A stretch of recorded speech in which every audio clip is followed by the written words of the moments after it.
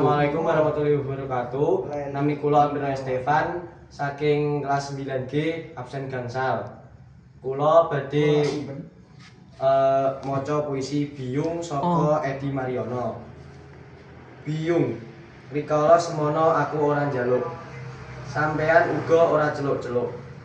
Jebul sang urip nitahna awake dhewe gatuk. Sampean kawis tara matuk, ora aborsi kang banget debendoni awet kang mubeng dumadi orang ngrilan. Biyung, ajine pangorbanan gedene sing katresnan, dhuwure kakudangan serta luhure jiwa sampean. Tan bisa pineta ning basa tanpa pepindhan. Meng tumrap sampean kabeh kuwe jejer kewajiban. Netepi ayahan kang dadi sesanggupan. Ora pamre antuk sesuluh, ora metung nandur bakal ngunduh. Biyung, sampeyan ora beda kaya bumi. Tansah ndregeti lan direpoti nanging ora nesu. Malah para aweh ameka weta.